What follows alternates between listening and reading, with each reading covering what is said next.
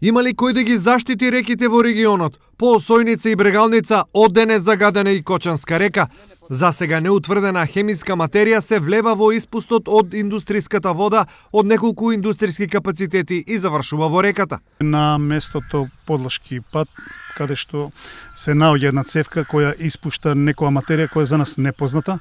Меѓутоа, ова материја се влива во Кочанска река, која директно влегува по линијата на Соорис и по обилниот дожд кој го имавме пред неколку дена се ефектуираше големо количество на оваа отпадна материја која има нанесено и штети на оризовите полиња. Токму овој дел од водата се користи за наводнување на оризовите насади во реонот на Горни Подлог, а првите проблеми веќе се видливи на терен.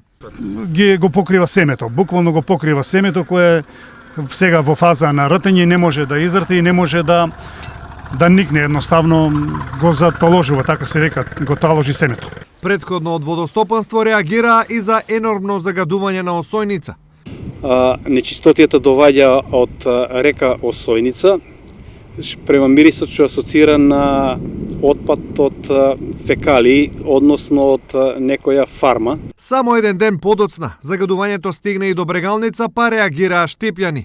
Имаше страшна миризба. Се спуштив до Брегалница и не се пристапуваше. Онаа миризба што е пред 10 години осеќав од лагуните, од свињарската фарма Штип, се повтори и сега. И додека реките во источниот регион неконтролирано се загадуваат, надлежниот инспекторат никаде го нема. Оттаму и покрај нашите јавувања немаше кој да објасни што се случува со Брегалница, Осојница, а сега и со Кочанска река.